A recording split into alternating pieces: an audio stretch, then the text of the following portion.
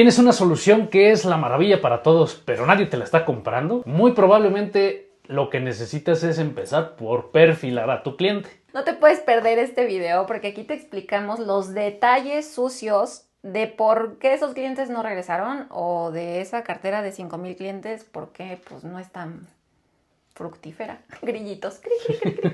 Chequen el video y síganos en Centro de Ventas. Pues es un gusto estar aquí en este segundo capítulo entretenido de ventas que vamos a platicar el día de hoy sobre el perfil del cliente en la empresa, que sin duda pues es el eje central de todo negocio, porque justo pues creamos valor a partir del cliente, ¿no? Entonces vamos a tener como dos puntos de vista, uno que es como un poquito más en las áreas de la estadística. Vamos a platicar cómo se hace esta parte de definir a un cliente y cómo eso se puede convertir en estadísticas que nos permiten tomar mejores decisiones. Dicen que los números no mienten.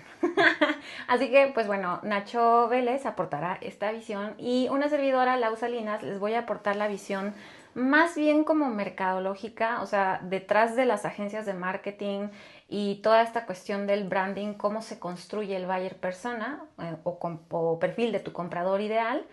Que bueno, pues vamos a irles aquí platicando un poquito de ambos puntos de vista para que ustedes puedan enriquecer pues esta segmentación que les sirve para prospectar a través de los canales tradicionales o canales pues digitales, ¿no? Pues justamente cuando empezamos nosotros a trabajar con una compañía del giro que sea, lo primero que hacemos siempre es el análisis del cliente. ¿Por qué razón? Pues porque lo que necesitamos saber es el estado actual de la empresa con respecto del mercado, y el mercado pues no son más que números.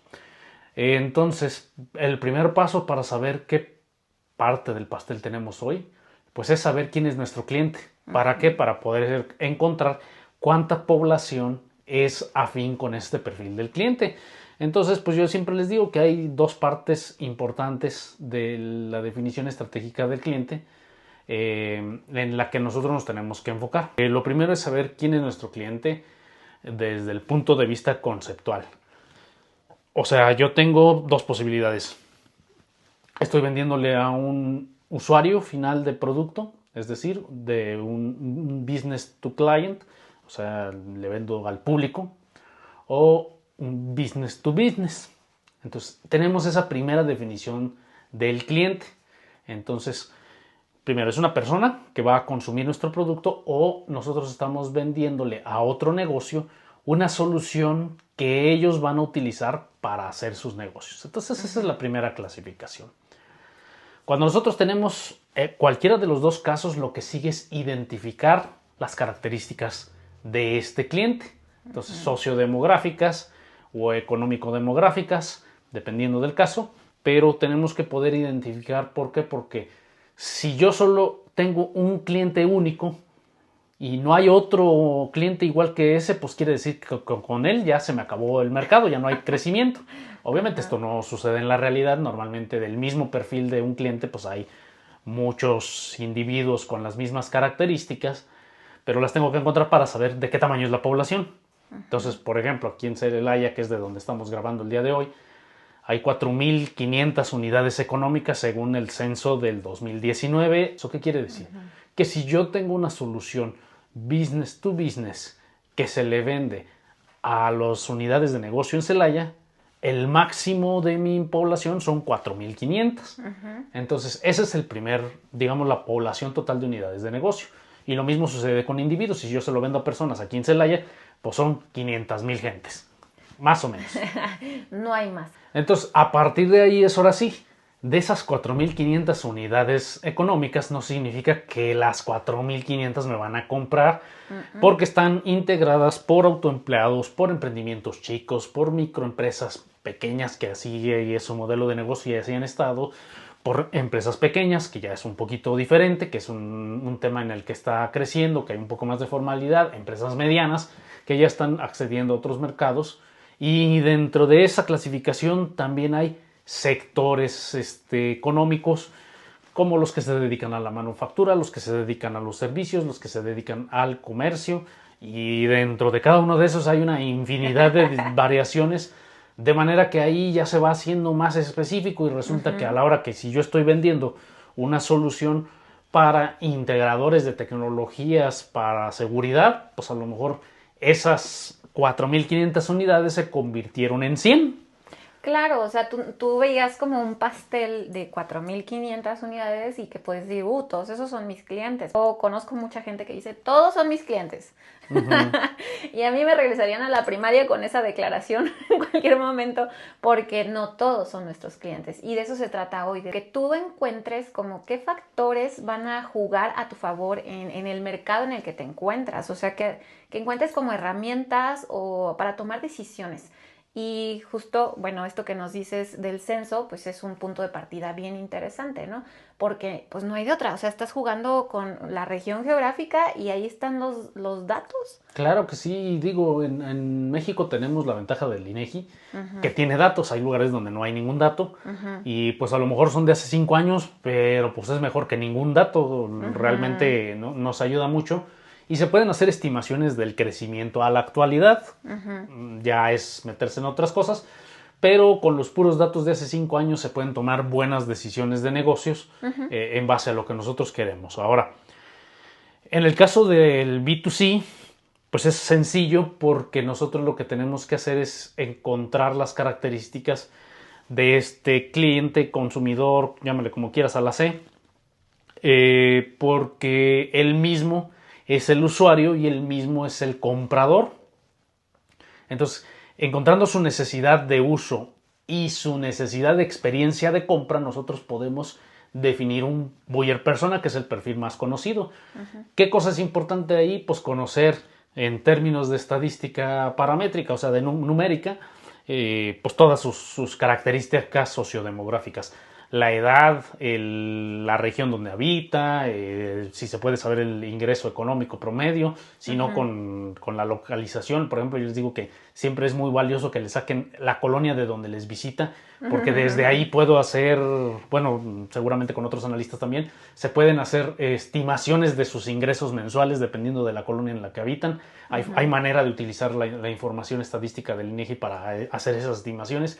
Entonces, ese tipo de estadísticas numéricas nos permiten identificar claramente quién es este cliente.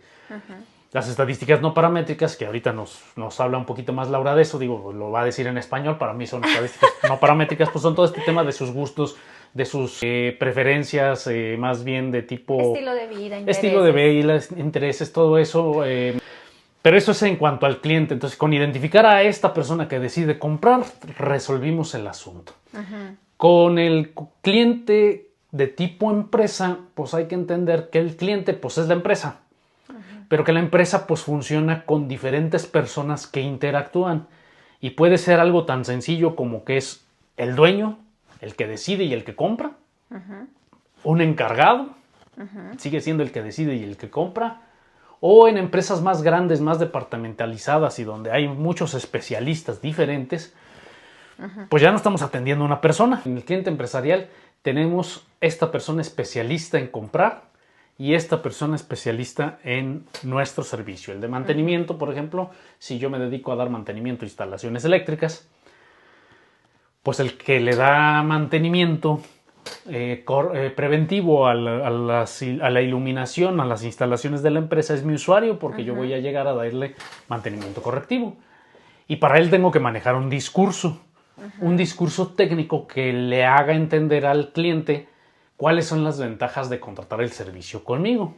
Bueno, ya te estás adelantando a la estrategia de cómo ya venderle a esos clientes, ¿no? Pero sí entender que el usuario es uno y el tomador de decisión es otro, ¿no? Así es. Entonces, el otro tomador de decisiones tiene otro discurso en su cabeza y él es el que termina haciendo la chamba. Entonces, cuando nosotros estamos en una situación como esta, pues tenemos que localizarlos a los dos y después desarrollar, claro, la estrategia para cada uno de ellos para abordarlos. Pero también tengo que identificar a este individuo de compras al cual yo me tengo que acercar y ofrecerle con otros beneficios mis servicios, que son la mejor opción. Entonces, pues, ya, como dice Laura, nos metemos ahorita ya en lo que hay que decirles a cada uno de ellos. Pero tener conciencia de que son esos dos. Nuestro proceso de ventas ya no es con un cliente único, en donde es una sola persona de mi interés. en las empresas más departamentalizadas, por lo menos tengo estos dos actores.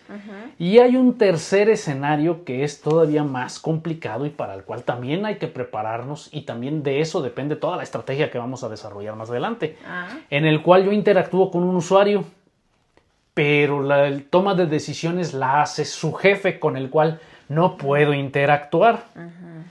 Y luego también interactúo con otro comprador.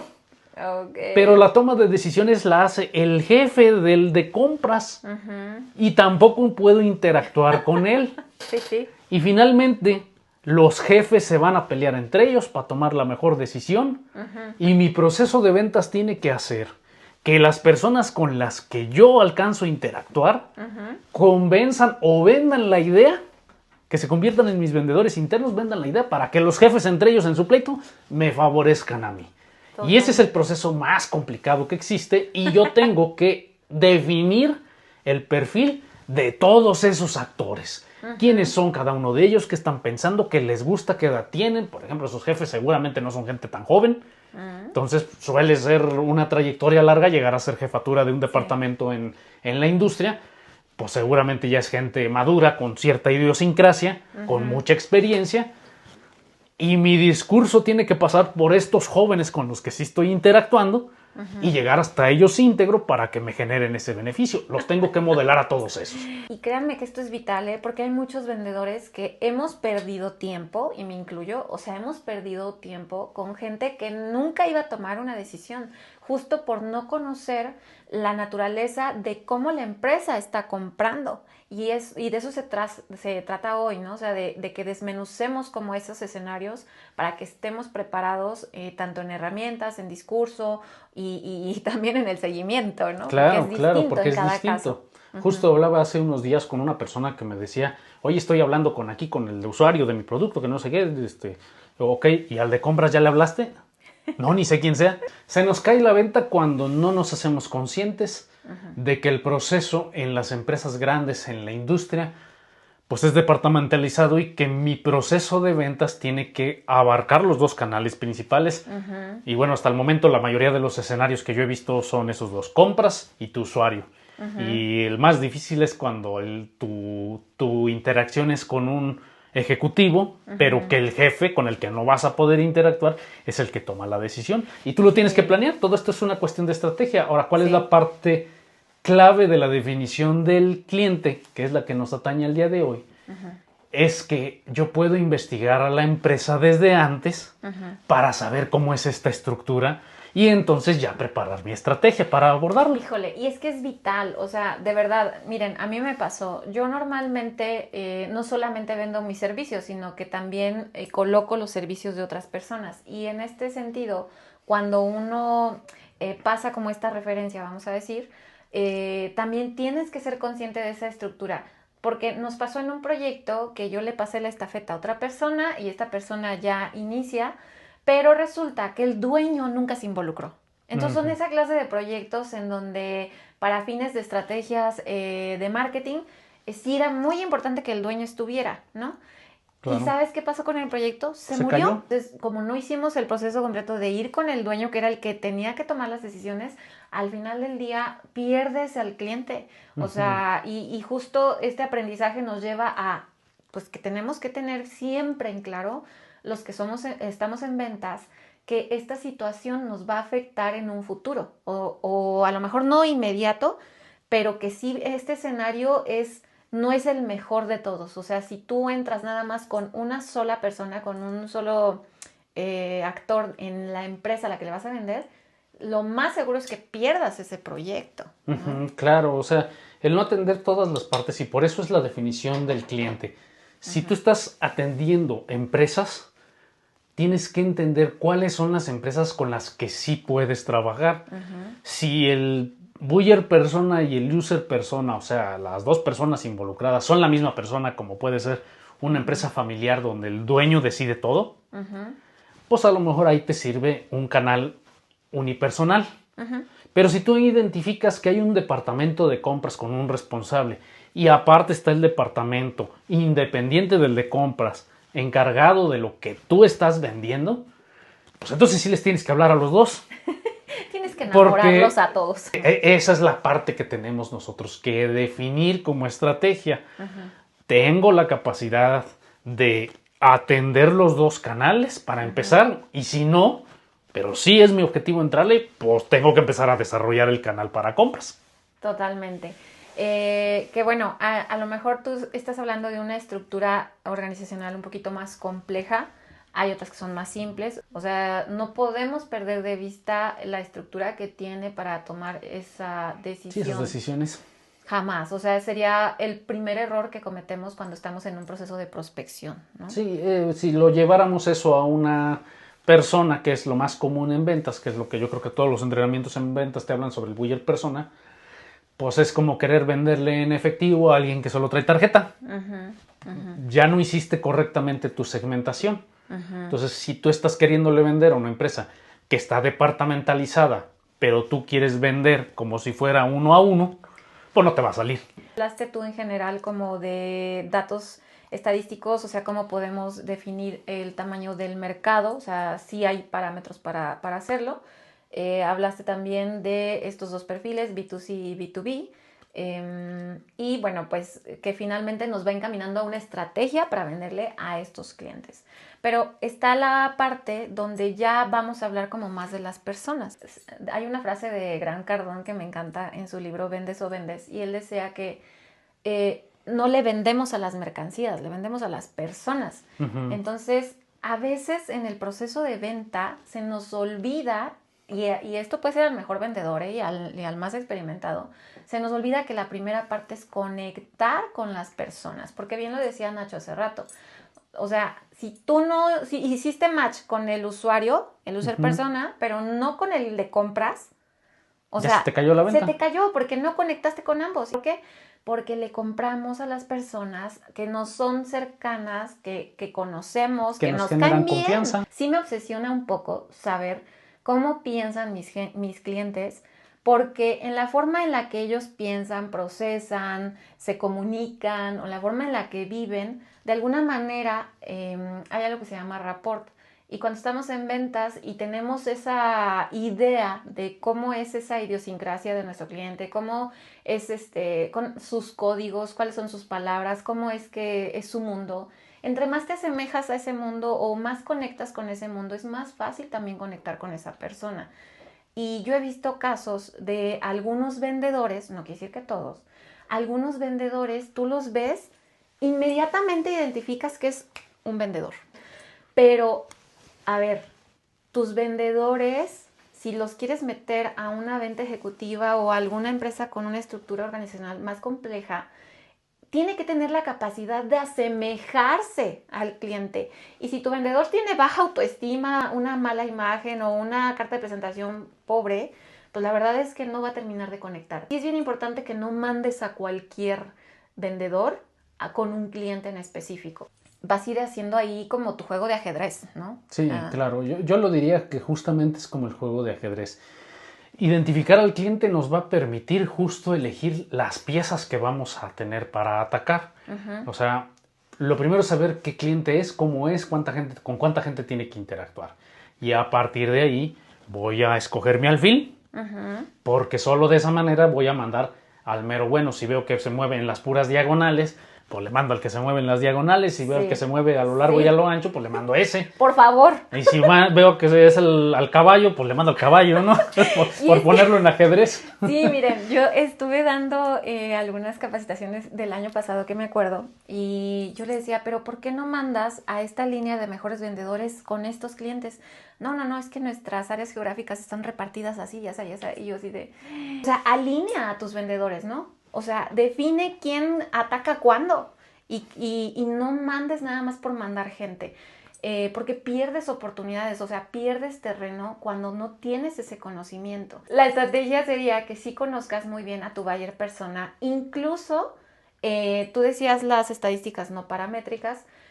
Bueno, nosotros hablamos de un perfil como ya más gustos, intereses, estilo de vida, ¿no?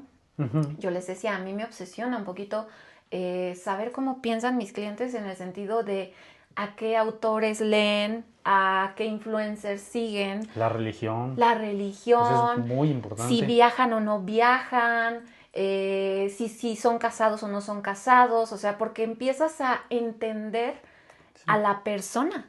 Ujú. Y entender que, a ver, esto humaniza mucho el proceso de venta y es más sencillo para un vendedor conectar teniendo esta información. De hecho, hay anécdotas de gente que hasta tenía una libretita, no sé, en su libreta y anotaba el cumpleaños del cliente. ejecutivo. Ajá, pero también el de la esposa, pero también el del hijo, el nombre del perrito y así, ¿eh? Hay dos tipos de venta, la venta relacional y la venta transaccional. Para mí, como vendedora, yo te diría, yo me inclino más por la venta relacional, porque nosotros trabajamos con algo que es muy delicado, el legado y el patrimonio de las personas. O sea, Ujú. las empresas pymes, pues que tardan toda una vida en construir esto. Entonces, la venta relacional en este ámbito, para mí es más funcional y más rentable porque construyes una relación a largo plazo, ¿no? Sí, claro. Y le vas a ir vendiendo al cliente y se va a ir generando una confianza mayor. Entonces, no hay prisa. O sea, vas construyendo. Y la venta transaccional, que es como, ahorita te vendo, fírmale, chao, bye, ¿no? A lo mejor inyectó flujo a la cartera, pero pues... Sí, pues, tienes que ser muy bueno para que te vuelvan a comprar o que no Sí. haya competencia, cosa Sí. que hoy en día ya no es el Es caso. complicado. Entonces, pues sí, lo mejor es que construyas una relación con la cual el cliente diga, este me soluciona, este me entiende, pues le compro todo lo que necesito a este. Claro, porque a veces ya te preguntan todo, o sea, oye, ¿conoces a tal? Oye, ayúdame con tal, o sea, y justo yo me vuelvo como esa persona de, oye, Lau, necesito un carro, necesito un seguro, necesito, y la gente me pregunta, pero porque me he puesto en ese rol de construir la relación. Dentro del conocer a la persona hay herramientas en cuestiones de marketing que te sirven para ser todavía mucho más empático. Hay uno, de hecho, que se llama Lienzo de la Empatía y es literal saber, de hecho se los vamos a poner en pantalla, yo creo, para que lo vean, y fragmentas en un esquema qué piensa el cliente, luego qué dice, luego qué escucha y luego qué ve. Y entonces cuando tú te pones en los zapatos del cliente para entender qué está viendo, qué está escuchando, qué lo está influenciando, cómo percibe el mundo en este momento, también conectar es mucho más sencillo. Hay gente que escucha la radio, ¿no? Y tú dirías, oye, pero esos son tus clientes. Bueno, pues si son tus clientes es importante que sepas que escuchan la radio, ¿no? Claro. ¿Qué canal de comunicación vas a usar? El preferido del cliente. Y aquí hay gente que le encanta WhatsApp, hay gente que sigue usando correos, hay gente que prefiere las llamadas. Yo tengo clientes que no te contestan a menos que sea una llamada, ¿no? Este lienzo de la empatía justo nos sirve para, pues, ponernos en el centro como si nosotros fuéramos el cliente y ver todo desde su óptica. Claro. Y luego, ya, si queremos evolucionar un poco más en nuestra oferta de valor, queremos mejorar nuestro servicio, retener, fidelizar clientes, vamos a profundizar en algo que se llama el lienzo de la propuesta de valor. Y aquí hay 3 cosas fundamentales que nosotros tenemos que saber. Una, ¿cuáles son las frustraciones? Dolores en nuestros clientes, o sea, ¿qué le duele todos los días que se relaciona con mi producto, mi servicio? Vamos a suponer que yo vendo llantas, ¿no? Entonces, ¿qué le duele a un cliente? Pues que a lo mejor no sabe cuándo cambiar su llanta, ¿no? O cuándo caduca su llanta. Y si yo le puedo ofrecer algo que alivie esa frustración, mi servicio es un poquito mejor, ¿no? O que cuando va a cambiar las llantas le rayen los rines. Eso ¿Sí? también puede ser Claro, una eso puede ser frustración. una frustración. Y entonces cuando empiezas a ver como esa serie de dolores y frustraciones en relación a tu producto o tu servicio, puedes detectar por qué hay clientes que a lo mejor ya no regresaron, ¿no? Si le hiciste un rayonzote al ring, pues no, claro. ¿No? No va a regresar. Jamás. Entonces las frustraciones, por ejemplo, ¿no? Con nuestro servicio de consultoría, que podría ser una frustración, es mi gente no hace lo que tiene que hacer, ¿no? Entonces, ¿yo cómo te ayudo? Bueno, pues ya entramos en una planeación o en un diseño de un proceso. Y si no, y también perfilamos al vendedor, ¿no? Sí. Entonces, vas a ir detectando las mejoras en tu producto, en tu oferta de valor y todo basado en las frustraciones del cliente. Entonces, ese es un punto clave. Luego el otro, que son las alegrías que tiene tu cliente. Tiene mucho que ver con aquello que puede superar la expectativa. O sea, es como cuando tú das el servicio, pero que haces que el cliente diga, wow. O sea, el cliente quedó súper satisfecho porque, o sea, no solamente le solucionaste, lo sorprendiste. Si tú tienes bien claro ese cliente, cómo ha ido evolucionando incluso, ¿no? Porque no es el mismo cliente de hace 10 años, ¿no? Tú lo vas mapeando y vas detectando esas alegrías, también puedes fidelizar. Y de hecho la estrategia de fidelización aumenta también tus ventas. ¿Por qué? Porque incrementa el ticket, ¿no? O sea, ese cliente seguro te vuelve a comprar. Ya no tienes que ir a cazar más clientes. Cuando hay recompra, pues también son ventas, ¿no? Entonces, aquí acuérdense que todo lo vamos a dirigir a ventas.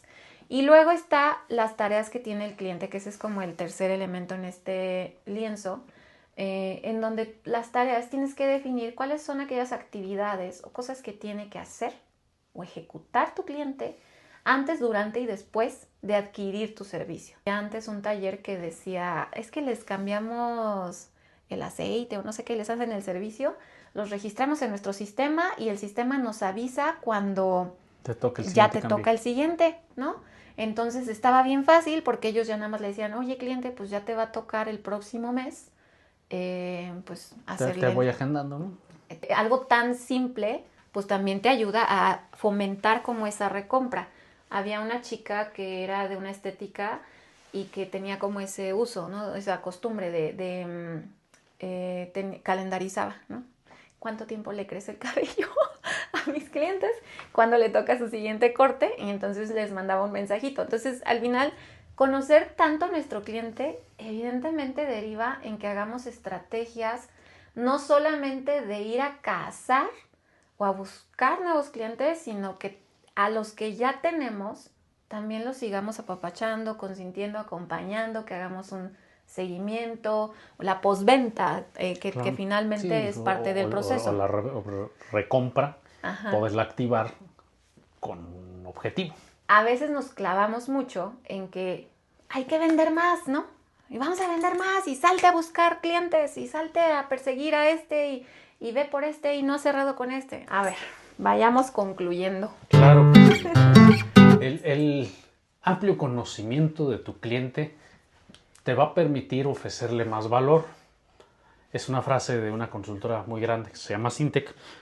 Y yo quiero desmenuzar eso. Si tú tienes perfectamente mapeado quién es tu cliente, desde el punto de vista si es una persona o si es una institución, una empresa o lo que sea, cuánta gente tiene, entonces tú puedes escoger vendedores competentes para venderle a esta persona. Productos pertinentes para darle su solución, aliviarle su dolor, y también los diferenciadores que le van a dar esas alegrías. Entonces, todo esto lo puedes escoger si entiendes perfectamente al cliente, si lo conoces, si lo tienes bien perfilado, si lo tienes bien identificado. Y por las partes mercadológicas, pues diseñar el discurso, diseñar todo lo demás que es la estrategia de comunicación. Porque si tú le hablas a todos, le estás hablando a nadie. O sea, el mensaje no le llega a nadie. Y entre más específico y mejor diseñado esté el discurso para llegarle a alguien, me decía un prospecto que visité la semana pasada.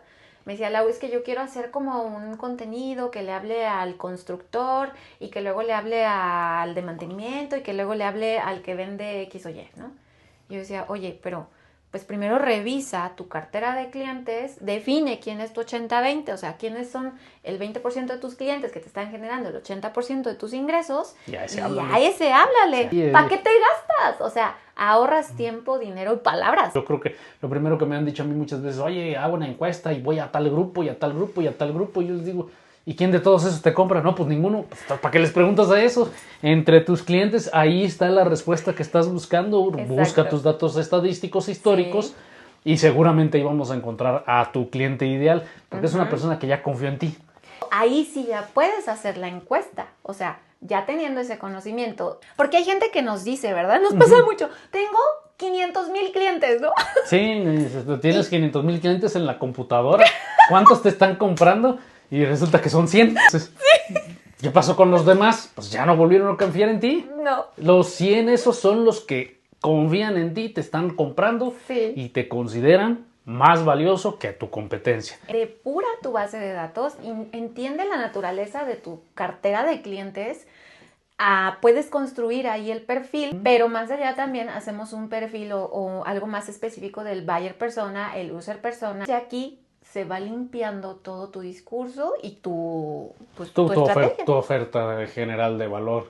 Si tienes 1000 productos y nomás te están comprando 10, estos 100 clientes, tú hiciste los 1000 para los 500, pues hasta lana te ahorras en inventario. O sea, esa estrategia del cliente, enfocarte en el cliente, es la clave para que el negocio sea próspero. Si tú quieres recibir las plantillas de lo que hablamos hoy, del lienzo de la empatía o lienzo para definir tu buyer persona, pues mándanos un mensajito, déjanos un mensaje en el video y te lo hacemos llegar. Creo que con esto cerramos. El día de hoy ha sido un gusto, esperamos que les sea de mucho valor. Nos vemos en el siguiente. Sí. Laura, un gusto como siempre. Igual.